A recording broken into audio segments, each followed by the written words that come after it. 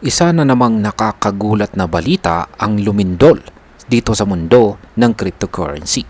Si Pi Network na matagal nang inaabangan ng marami sa atin ay biglang lumipad sa spotlight matapos pong mag-launch ng isang napaka-powerful na AI-based na platform na tinatawag po na Pi App Studio. At hindi lang yan, mahigit 7,900 decentralized apps ang sabay-sabay na na-create gamit lang ang simpleng natural language. Ibig sabihin ay kahit walang coding experience ay kaya mo nang gumawa ng sarili mong crypto app. Oo, tama po ang narinig ninyo.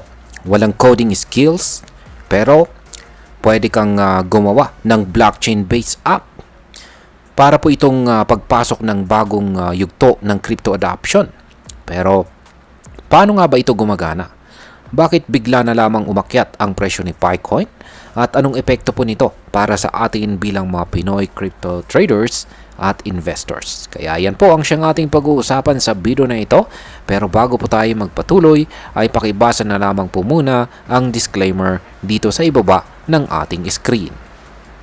Yan, simulan po natin sa kung ano po ang Pi App Studio at paano po ito naiiba sa ibang platform. Si Pi App Studio ay isa po itong bagong platform na create or ginawa ng Pi Network para sa mga ordinaryong tao. Ang layunin po nito ay gawing accessible ang paggawa ng decentralized apps or dApps gamit lamang ang natural language commands. Yan, ibig sabihin ay kahit hindi ka po developer, hindi ka techie o wala kang background sa programming, pwede mo lang na sabihan sa AI kung anong app ang gusto mong gawin. At gagawan ka na nito ng prototype or mismong ang application. Kaya ganyan lamang po talaga kasimple. Halimbawa ay pwede mong sabihin ay gusto ko ng isang app na parang chatbot na makakatulong sa mga small business owners para sa accounting. At yan na po, boom! Gagawa na ang AI ng ganitong klaseng app para sa'yo. Kaya ganyan po kasimple, ganyan ka-futuristic.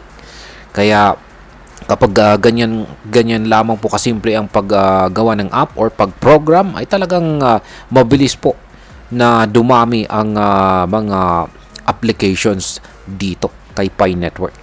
Ngayon, kung ikukumpara po natin ito sa ibang mga blockchain ecosystem, kadalasan ay kailangan mo pong marunong yan na mag-code, or kung wala ka talagang coding skills ay kailangan mong magbayad ng developers para maka-create ka ng kahit simpleng dApp dyan or decentralized applications. Pero dito po kay Pi App Studio ay yan, binuksan po niya ang pinto para sa masa, lalo na sa mga ordinaryong pioneers na matagal na pong naniniwala sa potensyal ni Pi Network. Ngayon ay bakit po naging instant hit ang Pi App Studio at gaano karami ang nagamit nito agad?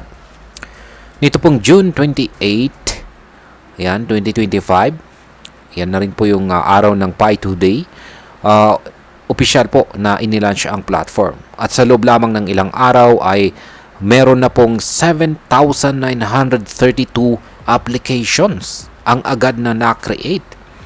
Kaya nakakalula, di po ba? Ito ay patunay po ito ng mataas na interes at aktibidad sa community ni Pi Network. Hindi lamang ito basta hype, may gawa at saka may output. Hindi lang nag-aabang ng listing, kundi gumagawa ng paraan para lumawak ang use case ni Pi. At hindi lamang simpleng mga apps ang lumabas. May chatbot na gaya po ni Ayay na kayang makipag-usap ng matalino at magbigay ng advice. Meron din tayong Universe of Pi na isang app na nagpapakita ng mga negosyo na tumatanggap po ng Pi. May mga community hubs at saka network visualization pa. Yan. Ibig sabihin ay unti-unti na nating nakikita ang ecosystem na pinapangarap ni Pi Network. Ngayon ay paano po naapektuhan ang presyo ni Picoin sa development na ito? Simula po nung ma-launch ang App Studio ay napansin agad ang bahagyang pagtaas ng presyo ni Picoin. Nito pong July 2, tumaas po ito ng 0.3% at sa loob lamang po ng isang oras ay nadagdagan pa ng 0.5% at may kasalukuyang trading price na 0.4894. Pero sa ngayon, kung i-check po natin yung kasalukuyang presyo ngayon ay ayan, naglalaro po siya sa 0.49 to 0.50. 0.50 po siya kanina. Yan, umangat po siya. Ayan, medyo nauuntog po kasi siya ngayon sa resistance natin dito sa 0.50. Ayan, sabi nga ng mga crypto experts is kung mababasag niya daw yung resistance na ito, possible na aakyatin ni Picoin ang presyong 0.57 at saka 0.60. Ayan po yung mga possible price target natin dyan. Ayan, ngayon ay maaring maliit pa lamang ito kumpara sa ibang mga crypto spikes, pero malaking bagay ito kung titignan po natin ang konteksto. Ang pagtaas po na ito ay bunga ng utility at excitement sa loob ng community. Ayan, analyst believe na ito ang sinyales na nagsisimula ng makita ang tunay na gamit ni Pi, hindi lang isang future promise kundi isang aktibong ecosystem. Ayan, balikan natin ulit yung ating chart dito kay Pi. Ayan, nung tuloy-tuloy po siyang bumagsak. Ayan, hanggang nung July 1. Pero yung July 2, dito na po siya bumuo ng bullish candlestick. Nagpakita po ito ng rejection dito sa lower portion ng ating pattern dito at saka support dito sa 0.47. Ayan, umangat po siya. Kaso yan na nga, nauntog po siya ngayon. Nagkakaroon po siya ng struggle ngayon dito sa minor resistance natin dito sa 0.50. Ayan. Balikan po natin yung ating balita rito. Ngayon, ang sunod pong katanungan natin dito ay may connection ba? Meron ba itong connection sa mainnet integration at saka exchange listing? Isa po sa mga madalas itanong ng mga pioneers ay kailan ba malilista itong si Picoin sa mga exchanges? Well, ayon po sa mga crypto analyst, ang matagumpay na launching ng App Studio ay pwedeng maging indirect signal na papalapit na po tayo sa inaabangang mainnet migration. At ang tanong ay bakit?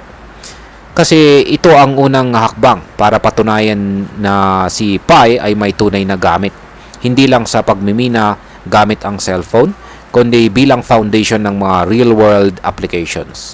Kung mas lalawak pa ang adoption at mas marami ang gumamit ng Pi-powered apps, posible pong madali nang ipasa ang mga requirements para sa exchange listing. At alam naman natin na pag nalista na itong si Picoin sa mga kilalang exchanges ay sasabog po ito. Posibleng sumabog ang presyo ni Picoin. At ngayon ay pag-usapan na po natin ang posibleng epekto nito para sa atin bilang mga Pinoy crypto traders at investors. Para sa atin bilang mga Pinoy na matagal nang naghihintay sa development ni Pi Network, ito ay isang positibong sinyales. At bakit? Kasi mas lumalalim na ang ecosystem ni Pi at hindi na lang tayo umaasa sa chismis or speculation. Kung dati ang tanong ay may silbi ba talaga itong si Pi, ngayon ang tanong na po ngayon ay anong klaseng app kaya ang kaya kong gawin gamit ang Pi App Studio. Ibig pong sabihin ay pwede na po tayo maging builders at hindi lamang po holders. Pwede po tayo magnegosyo, gumawa ng service apps at sumali sa pagbuo ng bagong digital tools. At higit po sa lahat ay kapag lumakas ang paggamit ng Pi sa mga aktual na products at saka services, mas lalaki po ang demand nito na siyang magtutulak sa presyo pataas. Bilang panghuli, ang masasabi ko naman tungkol dito ay bilang isang crypto enthusiast, masasabi kong ito ang isa sa pinaka-promising moves na ginawa ni Pi Network. Matagal po tayong naghintay ng malinaw na direksyon at mukhang ito na ngayon. Hindi po ito simpleng update lamang. Isa itong revolusyon sa paraan ng paggawa ng apps dito sa mundo ng crypto. Kung magpapatuloy po ito at susuportahan po ng community, malaki ang tsansa na si Pi ay maging isa sa mga top crypto platforms sa future or hinaharap. Hindi dahil sa hype, kundi dahil po sa tunay na utility. Kung ikaw po ay isang pioneer, ngayon na po ang tamang panahon para aralin natin ang Pi App Studio. Gamitin natin ito para sa ating sariling project at kung hindi pa po tayo kasali kay Pi Network, baka ito na ang sign para sumali at maging parte ng isang gumagalaw na ecosystem. At ayan, hanggang dito na lamang po tayo sa video na ito mga ka-crypto. Marami pong salamat sa panonood. Ingat po tayo lagi at God bless po sa ating lahat.